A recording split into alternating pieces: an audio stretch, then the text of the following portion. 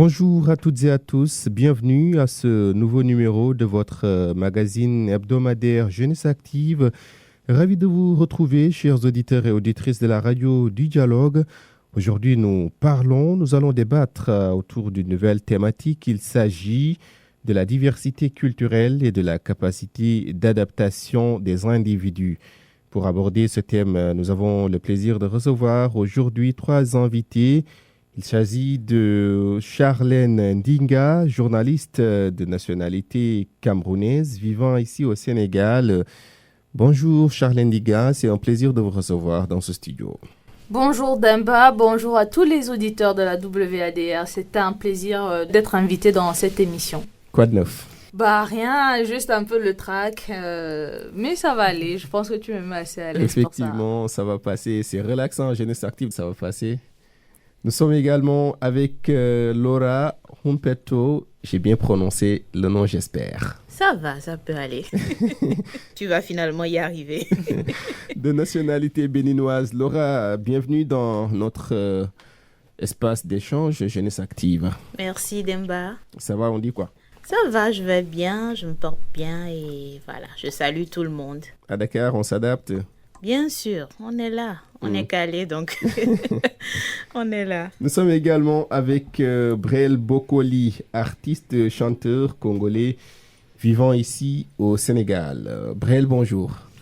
Bonjour Demba, j'espère que tu vas bien. Ça va, on est là. Ça va, tout baigne? Ça va, tranquille. Tout se passe très bien. Ça se passe bien. Ça va, la vie d'artiste? On est là, on s'accroche. Ah. En tout cas, c'est un plaisir de vous recevoir dans notre studio. Le plaisir, il est partagé en tout cas. Jeunesse Active, diversité culturelle et la capacité d'adaptation des individus. Top, c'est parti.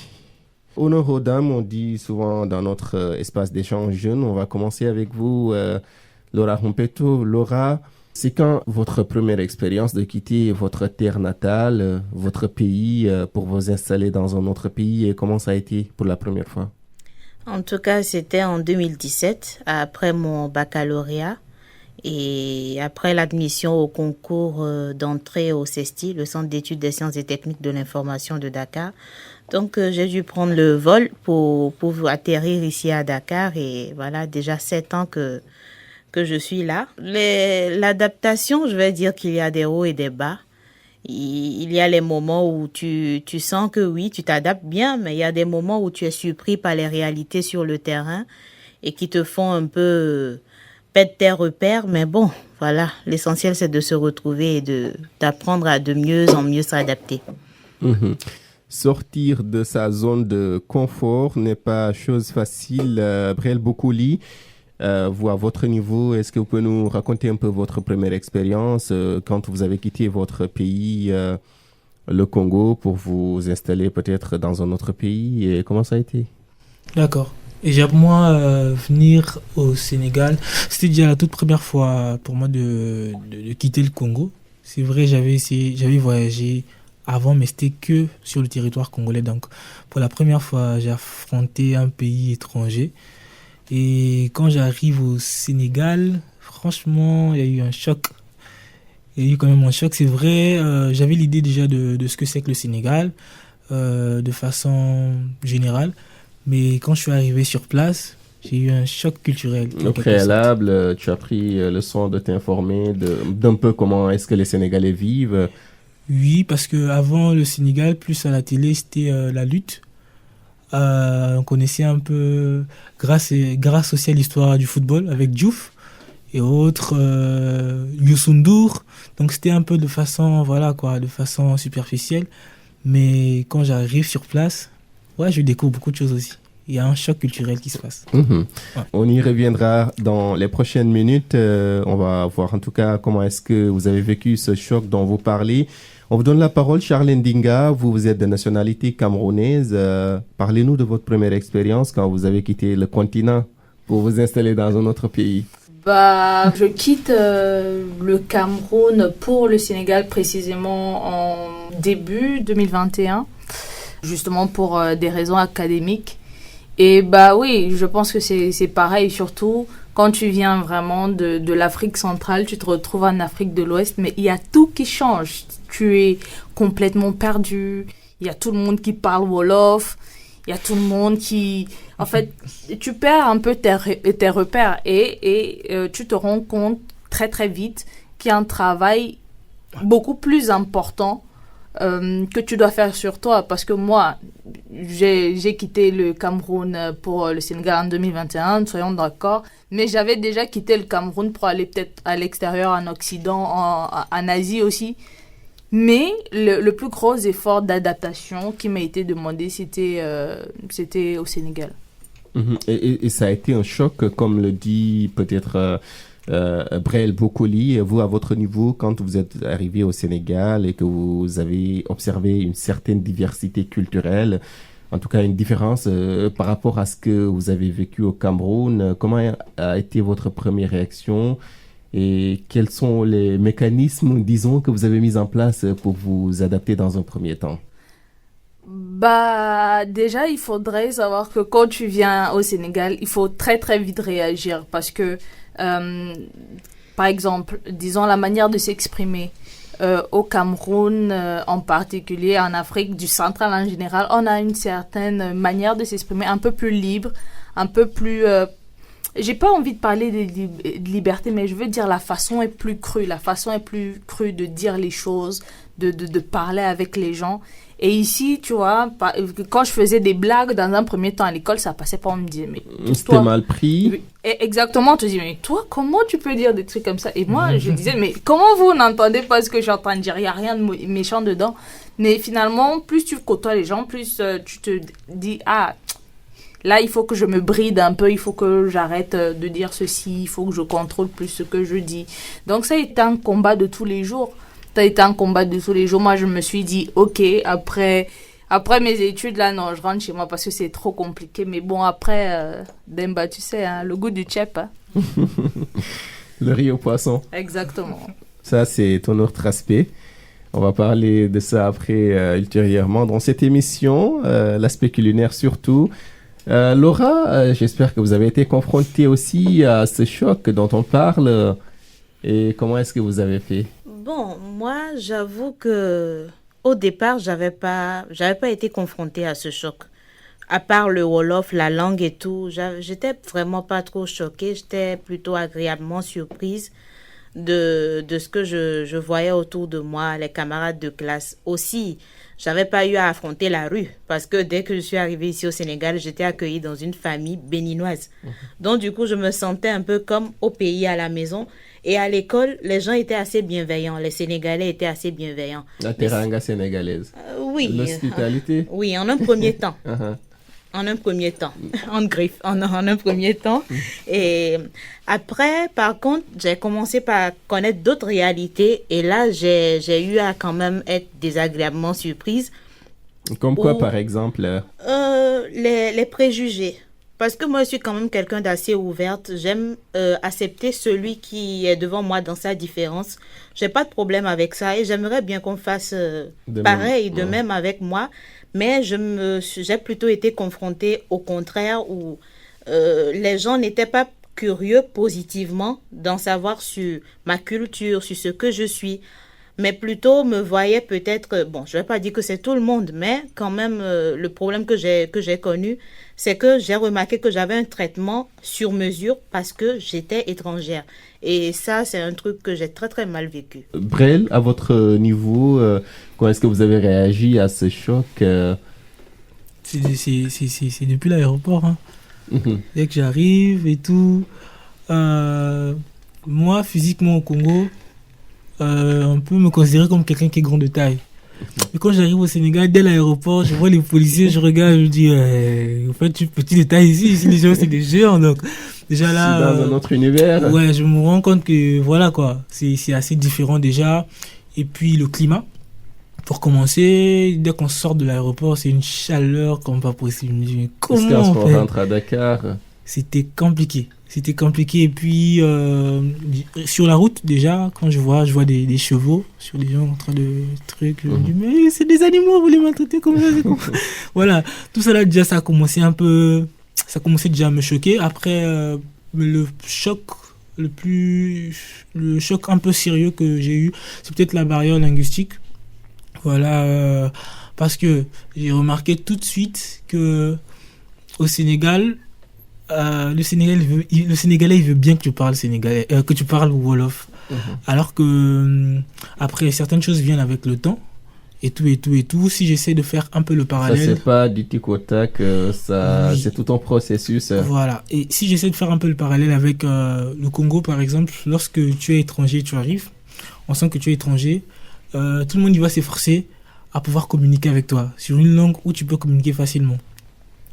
Par contre au Sénégal, gentiment on va vouloir t'exiger à comprendre Wolof tout de suite, à parler Wolof tout de suite. Et je pense qu'avec le temps, petit à petit, on essaie de s'adapter et tout. Voilà, c'est peut-être le premier souci que j'ai eu pour acheter des trucs au marché, de part et d'autre, parce que je ne savais pas placer les mots qu'il fallait. Et puis voilà, quoi, c'était compliqué. C'était un peu compliqué.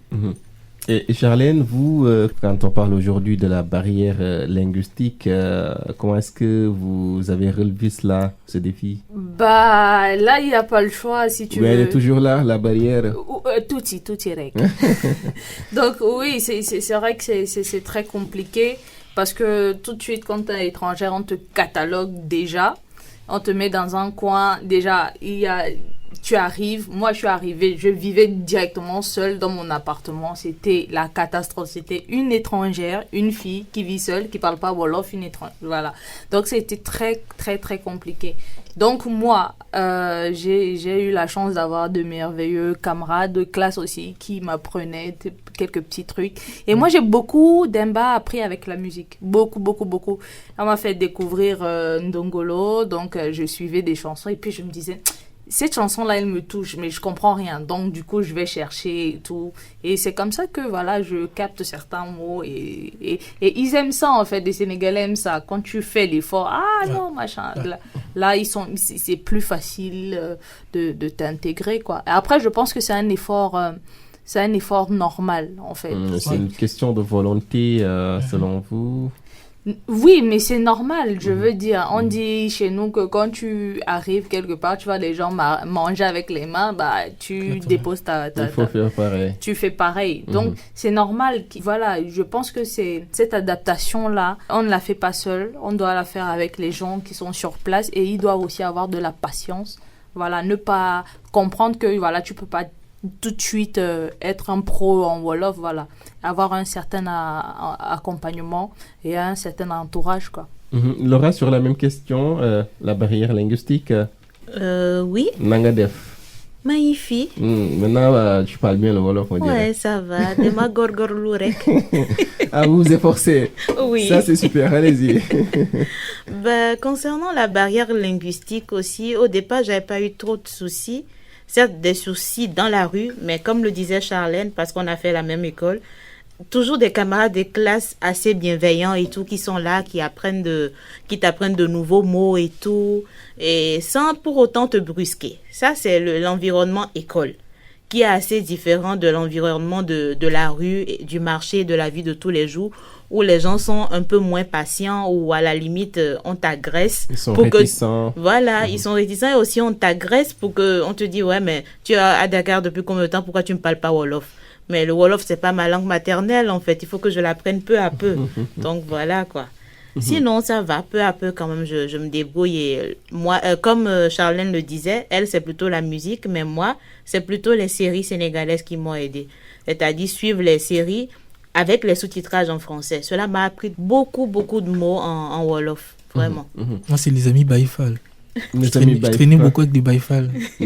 Donc, ils m'ont appris quelques mots et voilà, quoi. Jusqu'à présent, maintenant, vous parlez couramment le Wolof. J'écoute, je comprends plus, mais parler... Mais le retour est compliqué. L'articulation, là... Ça va venir avec le temps, puisque aujourd'hui nous parlons de diversité culturelle. Aujourd'hui, on peut dire que c'est l'Afrique qui est réunie ici. Il y a la République du Congo, il y a le Cameroun, il y a le Bénin. Quels sont les avantages de cette diversité culturelle dont on parle aujourd'hui? On commence par qui? Charlène? Je pense que le point... La richesse que cela procure, la richesse de cette diversité culturelle, les avantages que ça vous offre. Oui, je pense que la première richesse que ça apporte, c'est casser en fait tous les a priori avec lesquels nous sommes venus et les a priori que les gens sur place, c'est-à-dire les Sénégalais dans ce cas précis, ont sur peut-être les Camerounais et les a priori que moi, la Camerounaise, avait sur les Sénégalais. Parce que moi, c'était la lutte, c'était le tchèp, c'était pas, tu vois.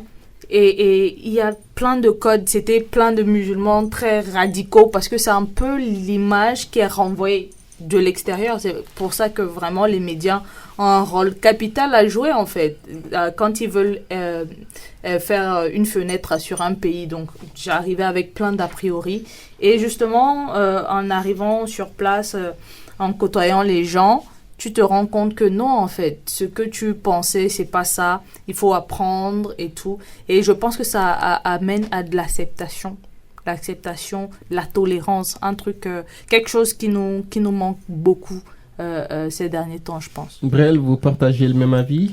Oui. En fait, quand on voyage, le monde devient plus petit. Du coup, il fait moins peur. Vous voyez, il y a tous ces préjugés-là, comme elle a su bien le dire. Mais quand tu arrives sur place, tu te rends compte que au Congo, les Sénégalais en général, c'est les gens, tu les vois en bazin uniquement. La majorité des femmes, elles sont voilées et autres. En fait, mais quand tu arrives sur place, tu te rends compte qu'il y a des gens fun, il y a du rap, il y a de la musique. En fait, c'est assez riche. C'est assez riche culturellement, surtout que c'est un pays qui ramène beaucoup de nationalités ici. Du coup, tu te rends compte qu'il y a beaucoup de choses qu'on stigmatisait dans nos têtes qui ne sont pas vraiment ça. Et ça, c'est l'une des choses que j'ai beaucoup apprécié. J'ai beaucoup été surpris, en tout cas, en découvrant la culture sénégalaise comparée à la mienne, quoi. Franchement, ça a été pour moi très enrichissant. Ça a été très enrichissant quand j'essaie de mélanger la culture congolaise avec la culture sénégalaise. C'est quelque chose qui m'a beaucoup aidé, même sur le plan professionnel, parce que les Sénégalais, j'ai remarqué ici, les affaires, ça blague pas, c'est des hommes d'affaires, c'est des businessmen de ouf par rapport à chez nous au Congo. Donc le fait de rester ici pendant déjà quelques années, ça a changé même mon mindset dans la façon de réfléchir. Donc du coup, il y a vraiment de l'avantage là. Laura, sur la même question, vous êtes venu ici en 2017, vous l'avez dit, depuis que vous êtes là, il y a une certaine diversité culturelle. Quels sont les avantages? Qu'est-ce que vous avez appris un peu de la culture sénégalaise? J'ai beaucoup appris. Beaucoup appris dans le sens où je me suis retrouvée dans un pays où la culture est similaire, mais en même temps très, très différente à celle de chez moi. Parce que chez moi, il y a des musulmans. J'ai même un côté de ma famille qui est musulmane et tout, mais il y a ça qui était un point commun, certes, mais arrivé ici au Sénégal, je me suis rendu compte que les gens sont musulmans peut-être un peu autrement. Je ne vais pas dire que c'est pas la même religion, c'est exactement la même religion, mais dans les comportements, le mode de vie et tout, c'est un peu plus différent. Ici, les gens sont un peu plus conservateurs, si je vais dire ça ainsi, mais je crois que tout ça, ça nous enrichit. J'ai beaucoup appris sur la culture sur les différentes fêtes musulmanes ici au Sénégal. Ce sont des fêtes musulmanes que chez moi, je n'en entends même pas parler. Chez nous, il n'y a que la Tabaski et la fête le Ramadan en fait. Le reste, il n'y a pas de Tamkhari. Jamais entendu parler. Voilà, le Tadjeboun, tout ça, on n'entendait pas parler de ça. Comment on appelle, le Magal, tout ça. Il n'y a pas ça chez nous, mais pourtant, il y a des musulmans. Donc voilà, tout ça, c'est des nouveautés. Et aussi sur la manière dont se célèbrent les festivités, les mariages, les baptêmes et tout. Tout ça, c'est du nouveau et quand même, je pense que si jamais je quitte ici ce pays, le Sénégal, j'aurai un bagage, en tout cas, plus lourd que de la manière dont je suis arrivée, en tout cas. Ça, c'est clair. Et concernant l'aspect culinaire, vous avez appris à préparer du tchéboudienne, le plat national? Oui, c'est vrai. J'ai appris à préparer du tchéboudienne. Je l'ai essayé 2 fois. Mais je ne sais pas si je le fais aussi bien qu'une Sénégalaise. Je ne vais pas avoir cette prétention-là. Ok, ça va aller. Alors, Charlène, vous êtes journaliste, vous l'avez dit, hein, c'est pour des raisons académiques que vous avez quitté votre pays pour venir ici au Sénégal. Quand on sait que le journalisme, c'est le contact. Vous venez dans un pays dont vous ne comprenez pas la langue la plus parlée, hein, et quand vous êtes pour la première fois sorti, hein, sur le terrain et interagir avec les personnes ressources, avec les populations, dans le cadre des sujets que vous traitez à l'école, comment ça a été? Demba, il y avait 2 cas de figure. C'est-à-dire que tu arrives vers une personne qui te parle Wolof, tu essayes tant bien que mal de lui faire comprendre que toi, ton Wolof, c'est pas ça. Donc, de 2 choses l'une, soit la personne va essayer de te rejoindre dans la langue que tu parles le mieux, en l'occurrence là, le français, soit la personne va se fermer, va tout de suite se bloquer. Et c'est là où le mental pour les étrangers, c'est un truc de crucial, parce que sinon tu vas faire une dépression, et j'exagère pas.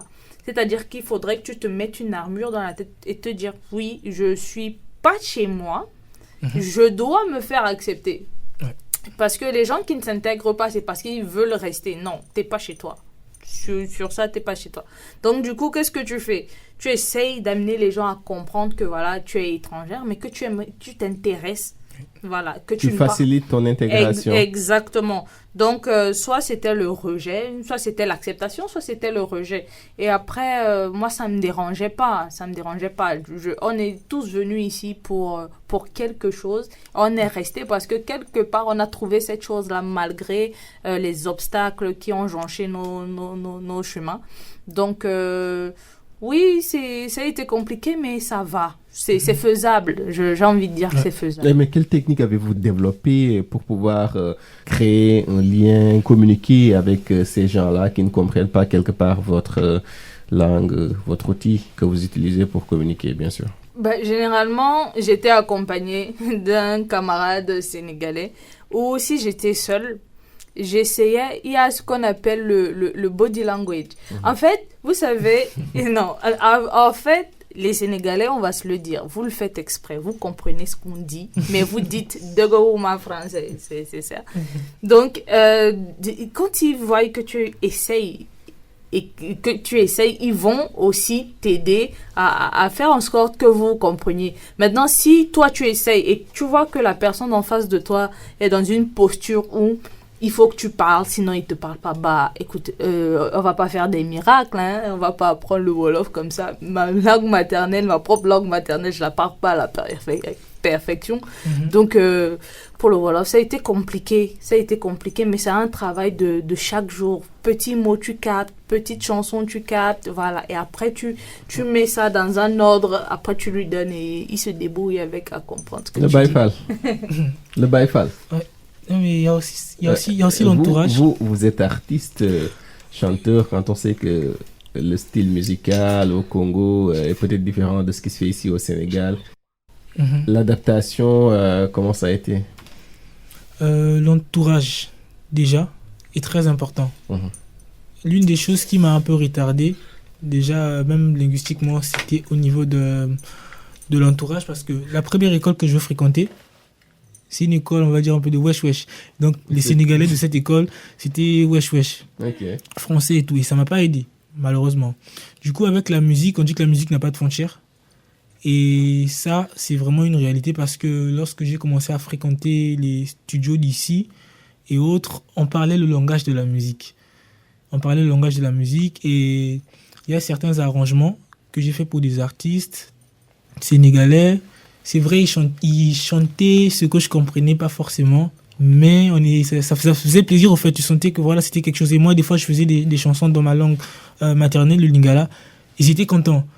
Et donc, au niveau de la musique, j'ai pas eu vraiment de difficultés pour m'adapter. Aujourd'hui, quand je fais du rap, j'essaie de mélanger avec du mbalar. J'essaie de mettre des sonorités, des marimbas à la sénégalaise et tout. C'est une musique que j'écoute déjà avant de venir, avec Youssou N'Dour. Et tout, quand je suis arrivé sur place, j'ai découvert Wally Seck et d'autres. Donc, du coup, pour moi, c'est un enrichissement. Donc, actuellement, dans ma musique, j'essaie même de mélanger ce qui est congolais avec tout ce qui est sénégalais, mélanger avec de la musique urbaine. Et ça vous réussit? Très bien. Ça passe très bien. Et d'ici peu, je pense que j'ai un EP qui va sortir. Ce sera un cocktail de un peu tout ça, quoi. ce que j'ai ramené du Congo et ce que j'ai appris du Sénégal. Et voilà, essayer de créer de la bonne musique avec. Laura, vous aussi, vous êtes à l'image de Charlène, journaliste. Quand on sait que la collecte d'informations sur le terrain n'est pas facile, souvent vous êtes en contact d'autres personnes qui ne maîtrisent pas un peu, qui ne parlent pas forcément la même langue que vous. Quelles sont les techniques que vous avez développées pour pouvoir échanger avec ces personnes-là? Tout comme Charlène, c'est s'accompagner en un premier temps d'un camarade de classe sénégalais ou sénégalaise. Ou sinon, parfois tu peux pas toujours solliciter quelqu'un en fait parce que chacun a ses occupations et tout. Donc je vais juste sur le terrain et je pose des questions et tout. Je dis ouais, je suis journaliste, je veux faire un reportage et tout, mais je ne parle pas wolof. Mais en un premier temps, j'ai aussi eu à rencontrer ce genre de personnes qui certes comprennent le français mais ne peuvent pas s'exprimer en français. Donc là, ça me facilitait la tâche. Il suffit juste que je pose la question en français et ils me répondent en wolof. Dans le wolof qu'ils ont parlé, j'essaie de capter ce qu'ils ont dit et tout. Si jamais il y a quelqu'un à côté, il me traduit. Ou sinon, il n'y a pas de traduction. Quand je rentre chez moi maintenant, je vais voir maintenant avec mes amis sénégalais qui me disent, elle a dit ci, mais la personne a dit ci, ça. Et c'est comme ça que peu à peu, j'ai dû vraiment trimer. Mais finalement, j'y suis parvenue et tout peu à peu. Et voilà qu'on essaie de faire avec. C'est pas évident, mais... Il faut de la volonté. Voilà, il faut surtout la volonté. Surtout ça, la volonté d'apprendre des autres. Laura, comment est-ce que vous mesurez votre capacité d'adaptation? Je pense que je m'adapte quand même assez vite. Je m'adapte assez vite, surtout culturellement parlant. Je m'adapte assez vite. Comme je le disais d'entrée de jeu, je suis quelqu'un d'assez ouverte. Donc même sans vivre dans un pays, de là où je suis, j'apprends à connaître tel ou tel pays. Donc, à connaître les artistes de ce pays-là. Donc, il m'arrive plusieurs fois où des gens me disent, mais toi, là, c'est sûr que tu as un ami camerounais là-bas qui t'apprend des choses. Charlène me taquine tout le temps avec ça, mais pourtant, j'ai pas d'amis camerounais. Si c'est pas la première camerounaise que je côtoie vraiment, pourtant, elle est surprise, par exemple, des choses que je connais peut-être sur le Cameroun ou sur un autre pays. C'est parce que je me renseigne, je me cultive. La curiosité. Voilà, la curiosité. Je me cultive sur la culture d'un pays, leurs pratiques, leur nourriture, tout ça. Et après, je pense que si je me retrouve dans le pays, le reste est un peu plus facile. Je crois bien que c'est ça. Brel? Exactement ce qu'elle a dit. C'est aussi une histoire de culture. Et pour tout jeune Africain, il est très important de connaître l'Afrique de façon globale. Moi, l'île de Gorée, c'est depuis le CM2 que j'avais l'histoire sur l'île de Gorée et tout. Et quand j'arrive au Sénégal, je vais sur place me rendre, voilà et tout. Donc, c'était pas vraiment une si grande surprise que ça. Après, comme elle a dit, il faut faire vraiment des efforts. Quand je venais au Sénégal, je me suis dit, bon, là, je vais quelque part, on mange du riz. Je vais manger du riz. Voilà, je vais manger du riz. Je me suis pas pris la tête pour tout ce qu'il y a à manger. Quand je suis arrivé, ce qu'il y avait, je me suis adapté et tout. Après, il y a aussi, je vais vous raconter une anecdote, pendant le Ramadan 2022. Moi, je voulais tellement m'intégrer et tout. Je suis allé au marché Sandaga. Je savais pas, c'était pendant la période du Ramadan. J'ai vu des chaînes qu'on vend là. Des chaînes de prière là. Moi, je me suis dit, c'est affaire africain. C'est Les beau chapelets, et tout. Voilà. Pour moi, ça faisait africain. Voilà, c'est fun et tout. J'ai acheté le monsieur aussi de l'aide de me dire que non, c'est des trucs de prière et tout. Il ne m'a rien dit. Et du coup, je les porte comme ça pendant la période du Ramadan. Je mangeais en route, j'avais les trucs. Et les gens, ils me regardaient bizarrement. Je comprenais pas. Je me dis, attends, est-ce que c'est beau ou bien? Et je croise un des gars de mon quartier, il me dit, t'es musulman, toi et tout. Je dis, non. Tu mets les trucs que tu mets et autres et tout. Et je dis, comment ça? C'est pour la prière. Je dis, mon Dieu. C'était stylé selon toi? Pour moi, c'était peut-être culturel parce que je voulais m'adapter. Et aujourd'hui, même dans mon quartier, quand il faut se saper, c'est gros boubou, machin et autres et tout. Et en faisant ça, je remarque aussi que ça me permet de rentrer facilement en fait au milieu. Les gens, ils t'acceptent beaucoup plus facilement. Voilà. Charlène, sur la question? S'il fallait noter sur une échelle de 1 à 10 ma capacité d'adaptation, je pense que je suis au niveau Badjan là déjà, Sokna, tu vois. Non, mais plus sérieusement, le bilan il est là, on a essayé de s'adapter du mieux qu'on a pu. Ça fait déjà pour tout le monde près plus de 2 ans, donc je pense que ça se passe plutôt bien. Mais ce que je voudrais noter aussi, ou plutôt relever, c'est que l'adaptation, elle a double tranchant. C'est-à-dire qu'à trop vouloir s'adapter, tu vas finir par te perdre. C'est-à-dire que l'adaptation, il faut, ok, oui, aller vers les autres, apprendre, mais ne pas perdre ses valeurs. Parce que partout, une fille, une étrangère, c'est une cible, mais potentielle. Mais quand je te parle de cible, c'est cible dans tous les sens. C'est-à-dire que tu es ici la cible des garçons, ça, il faut qu'on se le dise. Hein. On se dit, voilà, les étrangères, elles sont plus tranquilles, elles sont plus faciles. Est-ce que c'est pas partout? Ça aussi, c'est partout. Non, je ne pense pas. Franchement, je ne pense pas. Il y a un certain regard ici, parce que justement, la société sénégalaise est très structurée. C'est-à-dire qu'il y a des tabous, il y a des choses qui ne se disent pas, il y a des choses qui ne se font pas. Ce qui fait que beaucoup de personnes vivent sous couvert de l'anonymat pour certaines choses. Du coup, quand toi tu es extérieur à la société, on te dit, bon, toi, vu que, voilà, avec les appréhensions, c'est pour ça que je parlais d'a priori voilà, avec les appréhensions qu'on a peut-être de ton pays, de l'extérieur, on se dit que, bon, toi, tu peux accepter facilement ça qu'une fille, qu'une Sénégalaise de souche. Et il y a plein de personnes vicieuses, de personnes mal intentionnées qui vont venir et vont te cibler, quoi. Donc, je pense que l'adaptation, déjà, c'est le secret. S'il fallait une recette secrète, c'est tenir à ses, comment on va dire ça, à ses principes, ses convictions, essayer de s'entourer de bonnes personnes. Ça, c'est un travail qu'on fait avec la grâce de Dieu, hein, parce que franchement, et voilà, quand même limiter ses fréquentations. Moi, je vais dire ça comme ça, parce que quand tu es nouvelle, tu peux vouloir embrasser tout le monde, te recréer une famille, avoir la même chaleur qu'au pays, et ça peut être fatal. Apparemment, vous voulez ajouter quelque chose, vous n'êtes pas d'accord avec ce qu'elle dit après elle? Ça va. Sur la fin, elle s'est rattrapée. Vous adhérez? Ouais, sur la fin, elle s'est rattrapée, en tout cas. Laura? Moi, je suis quand même entièrement d'accord avec ce qu'elle a dit. Il n'est pas une femme, il ne peut pas comprendre. Voilà, c'est ça justement. Parce qu'effectivement, il y a un certain regard vis-à-vis de... je vais dire le mot, le niaque. Je vais le dire. C'est-à-dire? Le niaque, c'est l'étranger africain noir qui vient de pays qui ne sont pas vraiment frontaliers du Sénégal. Et la preuve, je ne sais pas si je peux me nommer experte sur le sujet, mais effectivement, j'ai réalisé mon mémoire mon enquête de fin d'année d'études en journalisme sur la question être niaque à Dakar. Comment est-ce qu'on le vit et tout. Et mis à part mon expérience personnelle, en interviewant des gens et tout, je me suis rendu compte que, mince, mais vraiment... des gens vivent des choses en fait parce qu'ils sont des étrangers et c'est pas toujours positif malheureusement. Parfois il y a des étiquettes qui te sont collées juste parce que tu t'es habillé de telle ou telle façon. On peut te catégoriser et te traiter peut-être de, excusez-moi le terme, de peut-être fille de mœurs légères, alors que d'où tu viens, même si dans le vestimentaire et tout, tu es un peu plus libéré, cela ne veut pas dire que tu es une mauvaise personne et que tu as de mauvaise moralité. Donc, et que là, on te juge de cette... Est-ce que ce n'est pas dû quelque part aussi au choc des cultures? Parce que ici, les gens, en tout cas pour la plupart, ne sont pas habitués à adopter un certain habillement, je ne sais pas. Bien sûr, certes, ce sont les chocs de culture. Mais ce qui m'a poussé surtout à faire cette enquête-là, je pense que c'est le fait que je disais, je suis quelqu'un d'assez ouvert, j'aime apprendre des autres.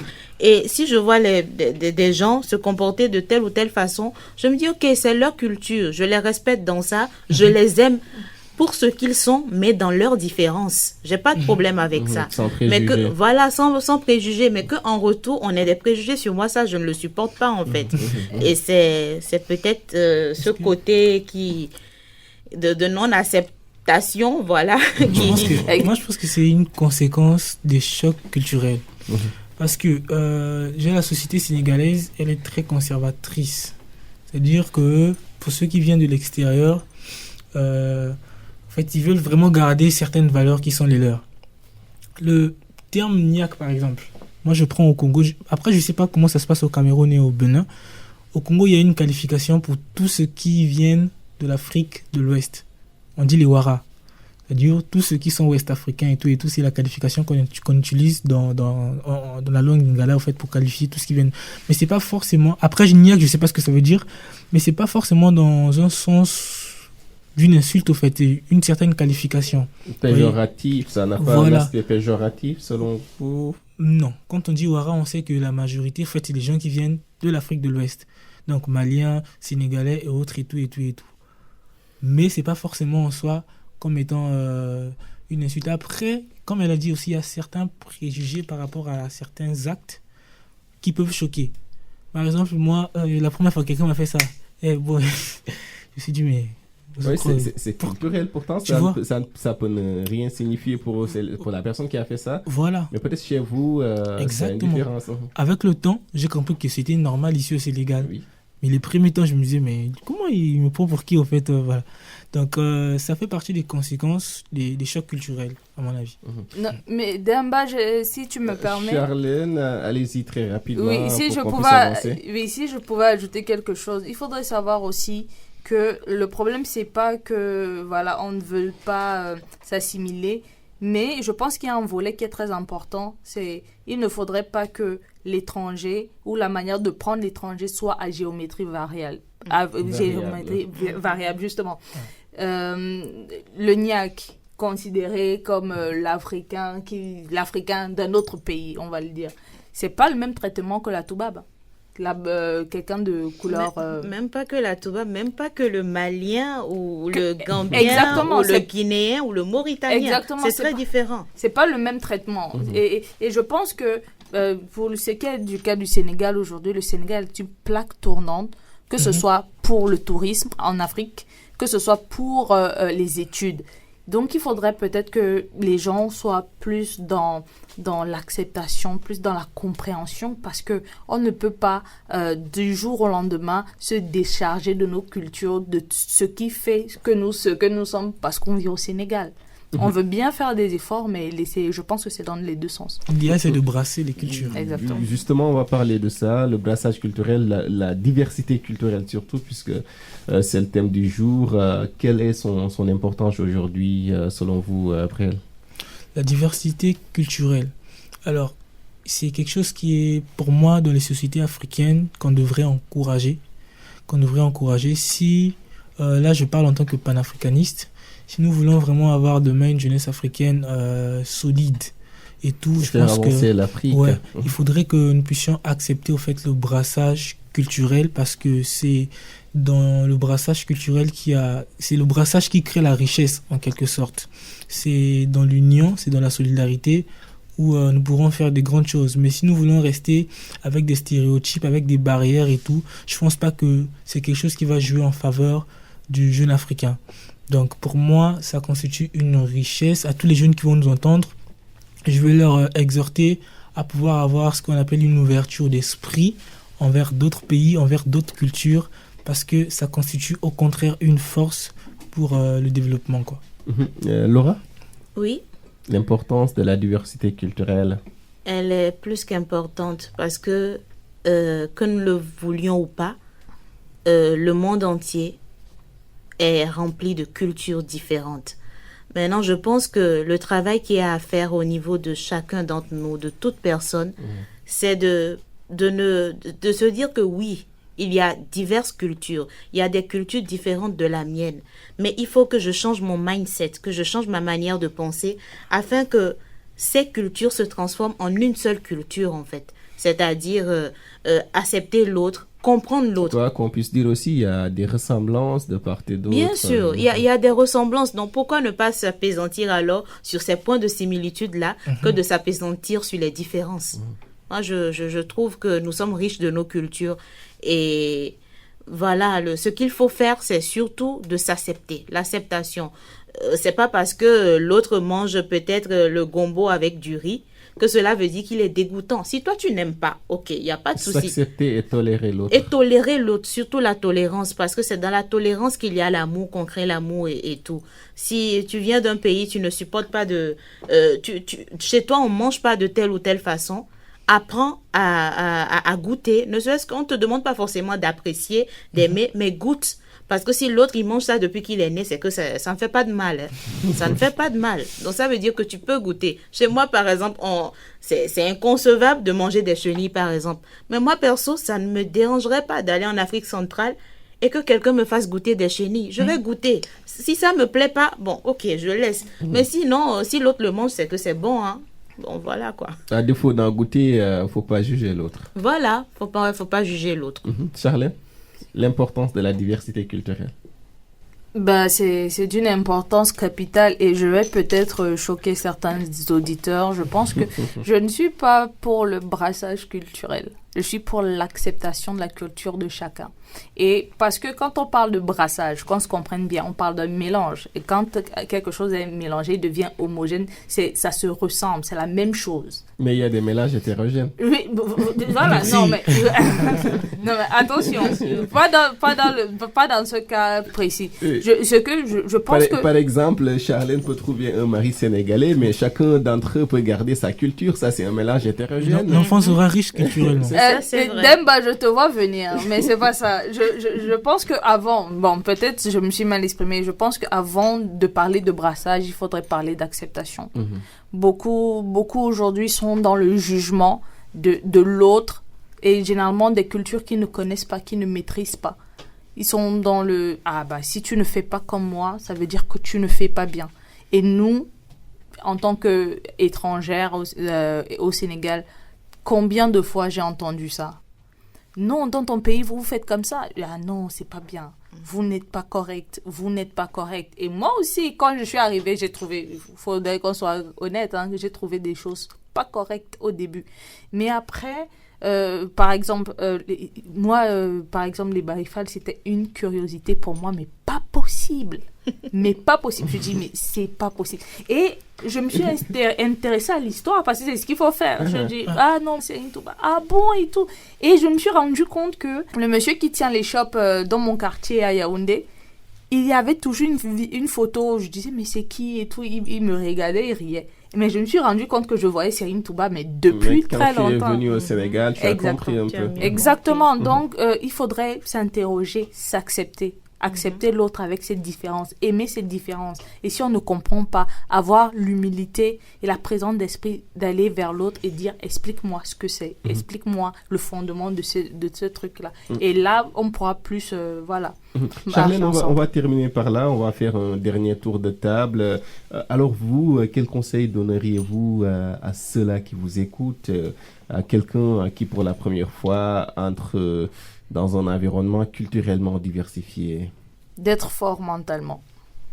D'être très très fort mentalement. De ne pas rester sur la défensive complètement. Il faut être sur la défensive, mais pas trop. C'est-à-dire que c'est un juste dosage de toute chose. Demander de l'aide quand on n'y arrive pas. Demander de l'aide pour tout. Demandez si vous avez besoin qu'on vous traduise quelque chose. Demandez si vous ne savez pas où est tel endroit ou si vous ne savez pas comment les choses se passent. Parlez. Et c'est comme ça que vous allez vous en sortir. Brel? Ouais. Pour terminer, je peux dire que la diversité culturelle, c'est quelque chose qui ne devrait pas mener à la division, mais beaucoup plus à l'enrichissement. Beaucoup plus à l'enrichissement. Et... comme dit un chanteur que j'aime bien de reggae, Chikenja Fakoli, c'est quand nous serons unis que ça va faire mal. Et l'Afrique a besoin d'une jeunesse diversifiée, unie, avec un peu de brassage culturel pour ne pas choquer. Et les conseils que vous donnez à ceux qui vous écoutent pour s'adapter dans un monde nouveau? Tout part de la volonté. Tout part de la volonté. Je pense que dès qu'on arrive quelque part, la première, comme elle a dit tout à l'heure, quand tu marches, tu vois les gens qui marchent sur un pied, essaye de faire d'abord comme ce que tu es en train de voir. Et puis après, si tu dois apporter quelque chose, voilà, tu vas rajouter ton plus. Donc il faut s'adapter. La vie est un apprentissage qui ne finit jamais. Donc il faut toujours continuer d'apprendre. Oui. Ah, j'y arrive finalement. Ah bon, ouais, ça va. Ça va. Allez-y. Pour finir, moi je dirais soyons ouverts. Soyons ouverts, soyons tolérants. Nos cultures sont différentes certes, mais elles sont belles. et elles valent la peine d'être découvertes les unes les autres. Apprendre de la culture de l'autre, ça ne nous enlève rien à notre authenticité en fait. Ça ne nous enlève absolument rien. Tu apprends de l'autre, ça enrichit en fait ta culture générale, ça enrichit ta perception des choses.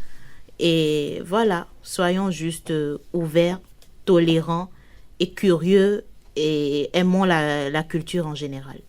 Je vous remercie, Laura Humpeto Enachionwe.